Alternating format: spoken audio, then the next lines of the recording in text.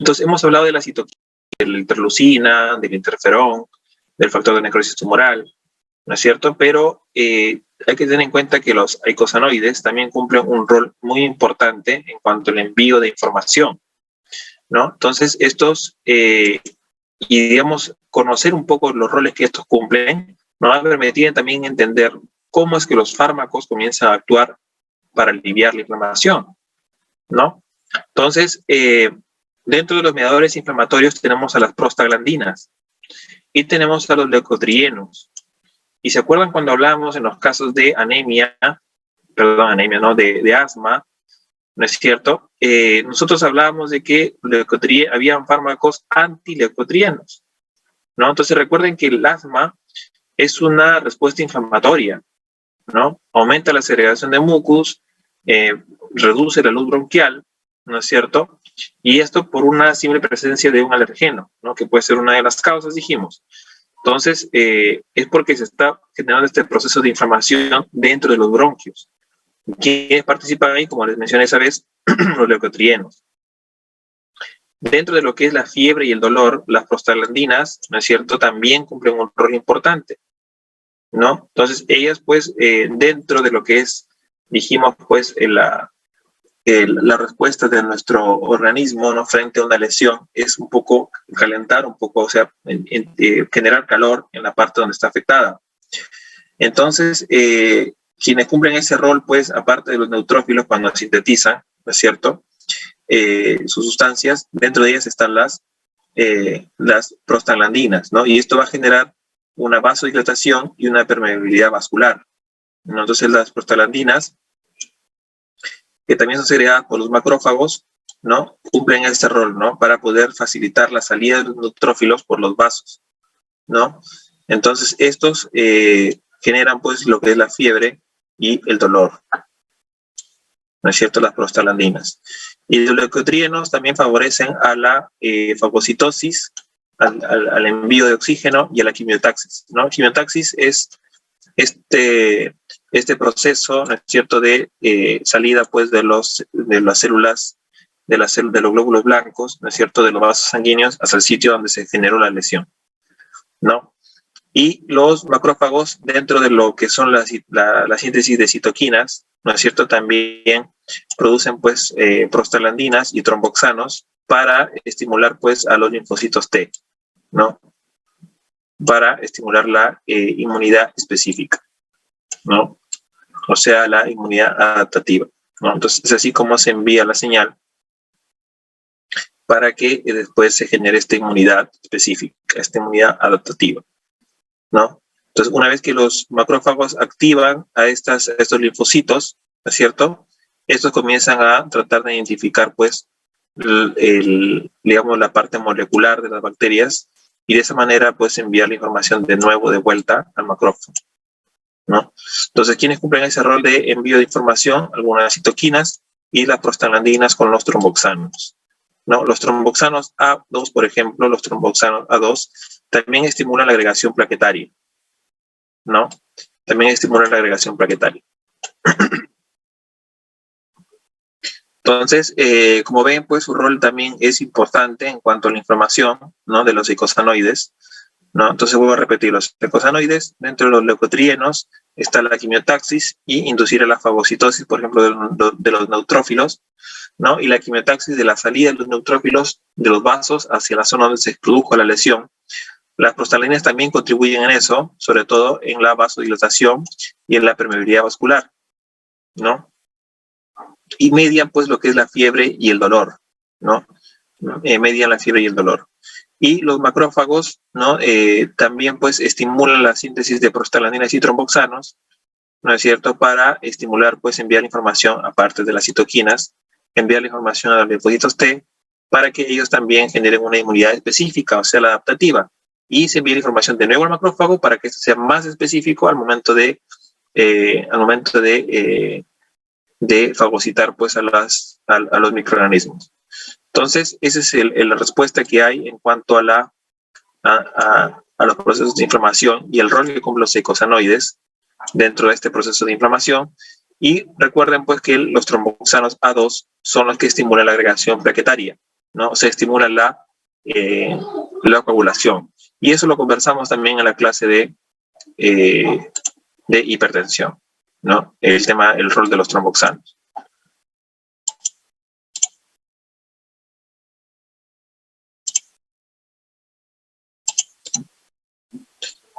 ¿No? Entonces, bueno, es un resumen, ¿no? Se presentan los estímulos, aparecen las prostaglandinas y los leucotrienos, ¿no? Entonces producen la fase aguda, ¿no es cierto? Una inflamación aguda. Y las lipoxinas, que es otro tipo de eicosanoides, ¿no? Estos lipoxinas son antiinflamatorios. Entonces, las lipoxinas cumplen un rol de resolución, ¿no? Entonces, aquí ya se resolvió el problema de la inflamación, ¿no? Aquí ya no tenemos inflamación, ¿no? Aquí o bien se cicatrizó, o bien se regeneró tejido, ¿no es cierto? Aquí ya terminamos con nuestro proceso de inflamación. Entonces, las prostaglandinas actúan, ¿no? Los eicosanoides actúan en dos niveles, ¿no? Prostaglandinas, leucotrienos y tromboxanos son proinflamatorios, y las lipoxinas son antiinflamatorios, ¿no? Son en la parte de resolución. ¿Ya?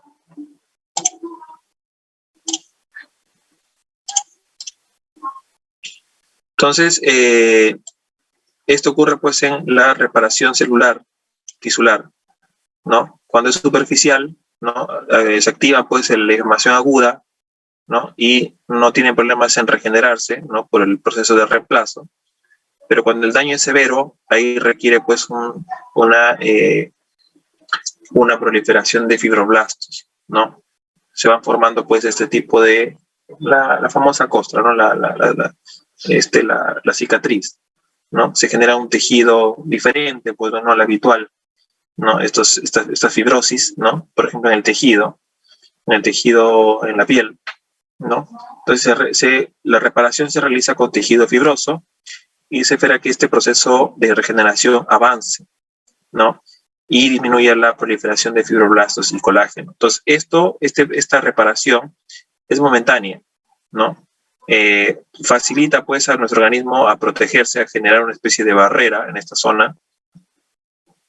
Una vez que ha generado esta barrera, espera pues de que poco a poco las células que están, digamos, en contacto con los fibroblastos se vayan regenerando a tal punto de que estos fibroblastos ya no sean necesarios, ¿no? Y solamente quede el tejido cicatrizado, ¿no? Entonces eso ocurre cuando es un daño más severo, ¿no? Y requiere de más tiempo, ¿no? Más tiempo de reparación. ¿No? Entonces, eso es la fase inflamatoria, ¿no? La fase proliferativa, ¿no es cierto? La proliferación de los fibroblastos y la contracción de la herida y fase de remodelación, ¿no? Son la fase de la cicatrización de heridas, ¿no? Vuelvo a repetir, la fase inflamatoria, ¿no? Donde se cierran por los vasos, se envían las células encargadas de protegernos y se van formando en la fase proliferativa, se van formando los fibroblastos, ¿no? Si la herida es muy grande, si no, se forma el coágulo, ¿no? Y después la contracción de la herida, o sea, se va regenerando el tejido, y finalmente la fase de remodelación, ¿no? Entonces todo vuelve, ¿no? A su estado normal, a estado natural, ¿no? Previo a la lesión. Entonces, dentro de lo que son las lesiones o los cicatrices, tenemos dos tipos, ¿no? La de primera intención, que es sin pérdida tisular, que normalmente esto de primera intención se hace unos cortes precisos, ¿no? Que normalmente se hace en intervenciones quirúrgicas y que requieren de puntos para poder cerrar la herida, ¿no? Y es fácil, pues, para nuestro organismo volver a recuperarse después de eso, ¿no? Y la de segunda intención, que es con pérdida tisular, ¿no? Aquí ya no es que es algo quirúrgico, sino que es una lesión, ¿no? Y estas, por lo general, demoran más tiempo, ¿no? No es una inflamación aguda, sino es una inflamación un poco más crónica, ¿no? Toma su tiempo para poder regenerar el tejido, ¿no? Entonces recuerden que para poder regenerar el tejido, pues comienza a formar fibroblastos, ¿no? Fibrosis. Forma fibrosis para proteger esa parte, esa herida, mientras se va regenerando el tejido, ¿no? Hasta que lo logra totalmente y, bueno, ya no necesita más del fibroblasto. Hasta ahí, chicos, ¿cómo va?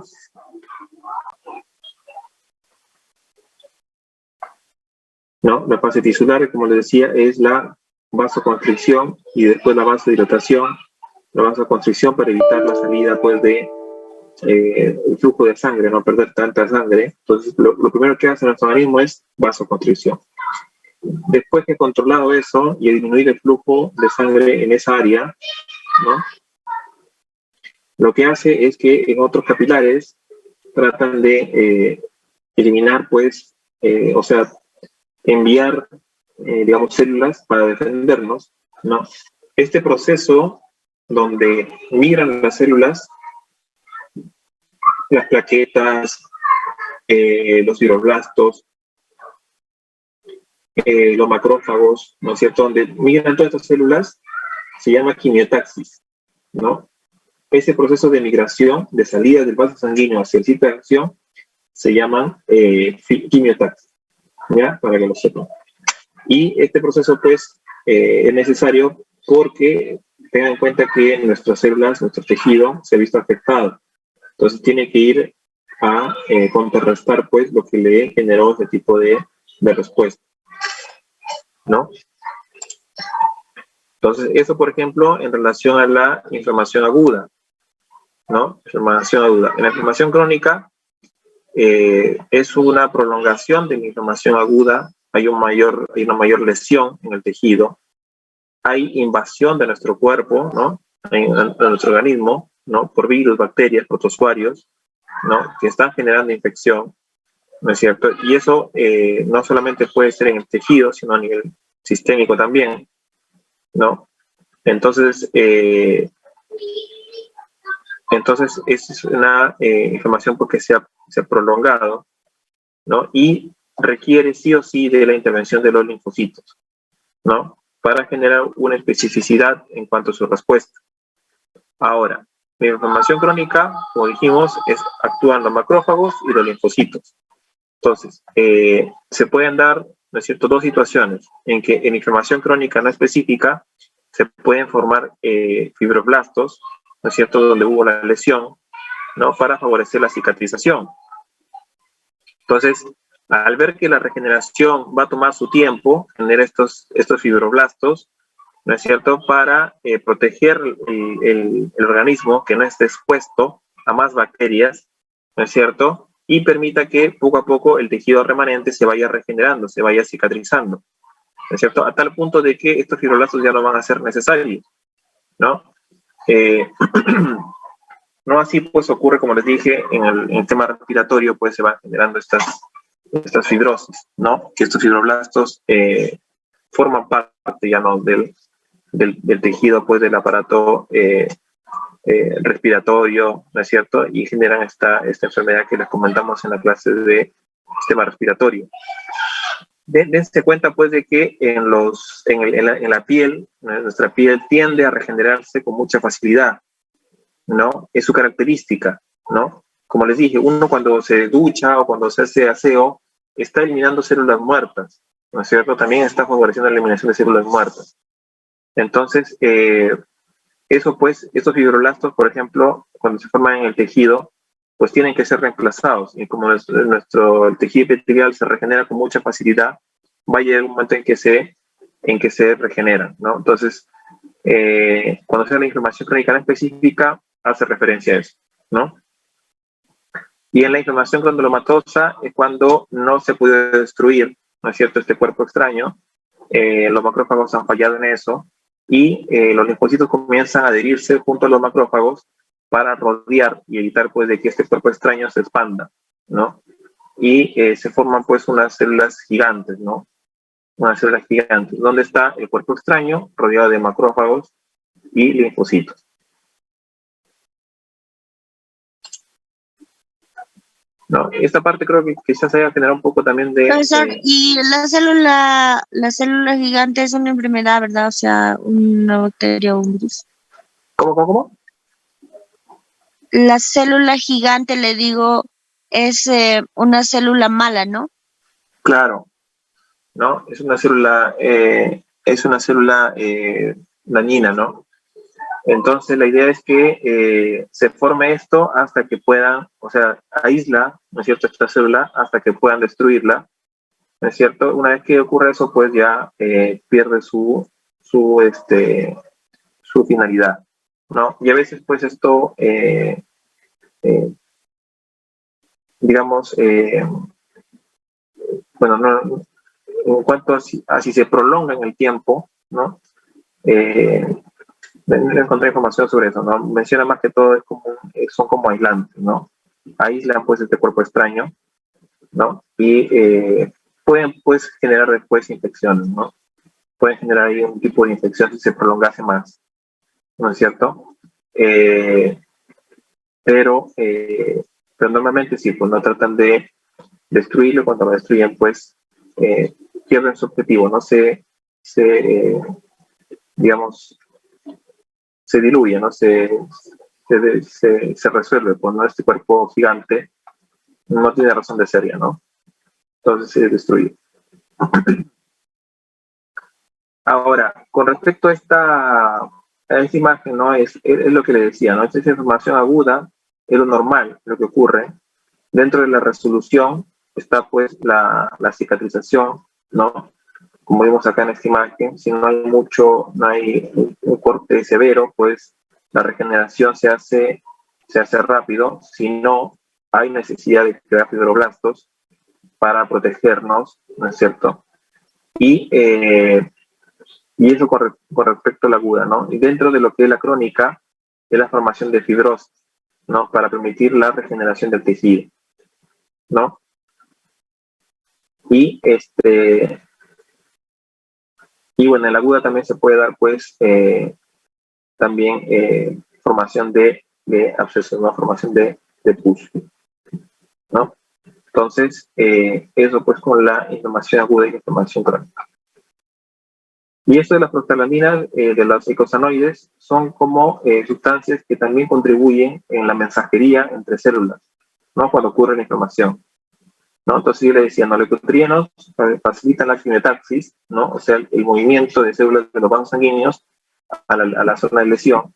Las prostaglandinas pues inducen a la vasodilatación también para facilitar el traspaso de células y provocan pues aumento de fiebre y dolor. Por eso los fármacos como los AINES actúan a este nivel, ¿no? Al bloquear esto, impiden pues que se vaya formando la fiebre y dolor, ¿no?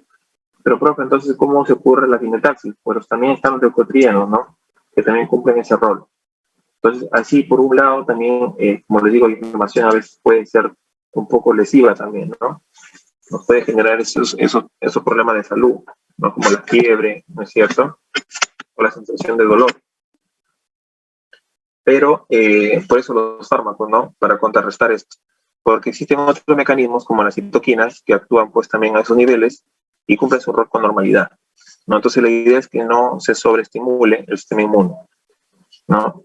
Entonces, eso con las prostaglandinas y los tromboxanos también sirven como mensajeros para activar los linfocitos T, ¿no? De la respuesta inmunitaria adaptativa, ¿no es cierto?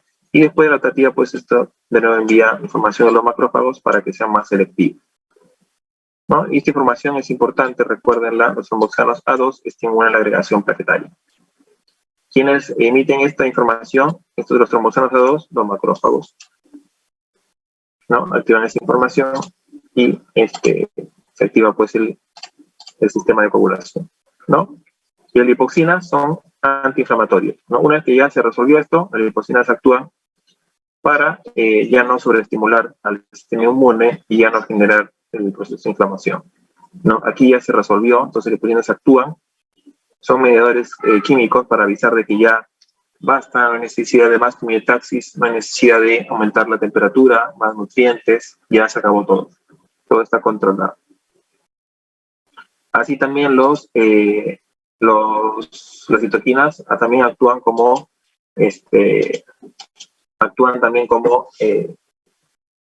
hacen pues este proceso de retroalimentación negativa.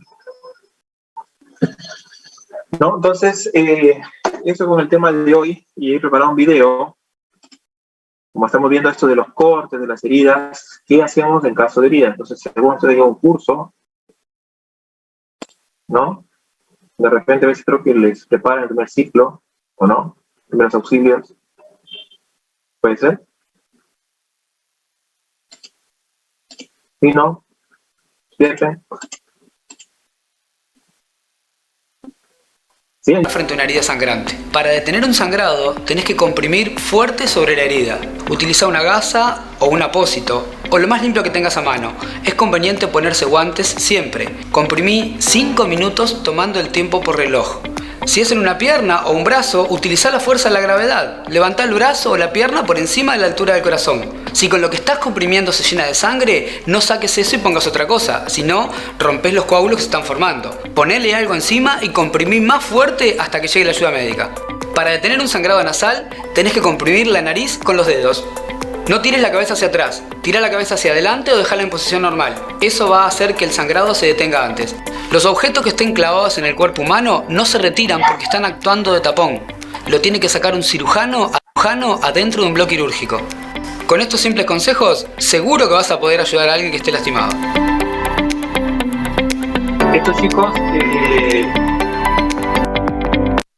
Estos chicos lo voy a evaluar porque igual es importante que ustedes manejen esta información, teniendo en cuenta que nadie está exento. Hola, ¿me escuchan?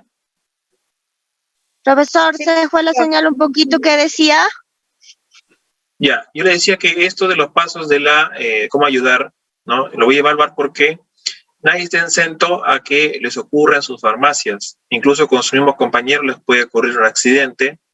Entonces, es importante que esta información la manejen, ¿no? La manejen para poder contribuir con ellos, ¿no? O sea, poder ayudar, pues, ¿no? Dentro de lo que es en su lugar de trabajo. Lo pongamos en práctica en algún momento, ¿verdad?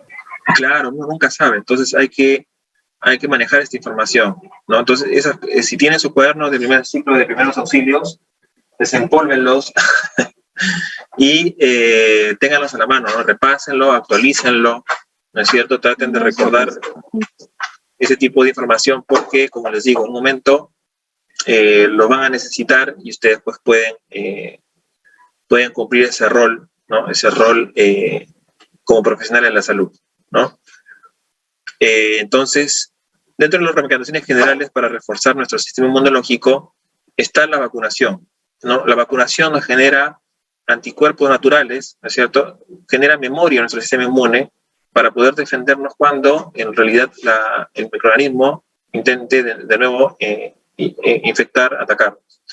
La lactancia materna siempre se estimula porque hay muchos anticuerpos, ¿no es cierto? Lo traspasa la madre al neonato, ¿no? Prepara su sistema inmunológico ante cualquier infección, ¿no? Entonces, siempre pues los ginecólogos, las obstetras siempre recomiendan la lactancia materna por sobre la fórmula, ¿no? La higiene personal, la higiene alimentaria, no solamente comer, la higiene personal y la higiene alimentaria hace referencia a cuidar pues nuestro aspecto físico, ¿no es cierto? Lavarnos las manos, ¿no es cierto? Ducharse. La higiene alimentaria, los alimentos tienen que estar correctamente cocinados, correctamente lavados, ¿no? Hay que dejar el consumo de tabaco, ¿no? Esta recomendación siempre, aquellos que consuman cigarro, ¿no? La recomendación es tratar de dejarlo, ¿no? Yo sé que puede ser un poco adictivo, ¿no? De repente el aroma que emite. Entonces hay que tratar de ¿Ya ves, Aarón? dejar el consumo de cesar pues el tabaquismo, ¿no? Evitar el alcoholismo, ¿no? Entonces, estos fulvito, fulvazo, hay que tratar de quedarnos en fulvito nomás, ya no fulvazo, y si es fulvazo de gaseosa o agua más sano, ¿no? Hay que tratar de llevar una vida más sana, ¿no? Evitar el sedentarismo, ¿no es cierto? También hay que hacer actividades, ¿no? mantener un peso saludable. Esto del peso, bueno, yo lo había mencionado antes, no lo tomen como algo de estético, sino algo de salud, ¿no? Porque la obesidad o el sobrepeso, pues, es un factor de riesgo para muchas enfermedades, ¿no? El control del estrés, como les dije, el estrés también tiene un rol importante, ¿no? Las catecolaminas, recuerden, que tienen un rol importante en inflamación también. Entonces, el estrés puede afectar, ¿no es cierto?, nuestra respuesta inmunológica, ¿no? Nos puede inmunodeprimir, ¿no? Dormir 7, 8 horas al día es lo recomendable, ¿no? ¿Por qué? Porque, bueno, está asociado también con el tema del estrés, ¿no? Cuando uno no duerme correctamente, no duerme bien, ¿no es cierto? Entonces, el día siguiente está con bajo estrés, no está con estrés, ¿no es cierto? Y la dieta saludable, pues no, la dieta homogénea, ¿no es cierto? Bien distribuida. Entonces, eso es importante también. Hasta aquí, chicos, ¿alguna pregunta? ¿Alguna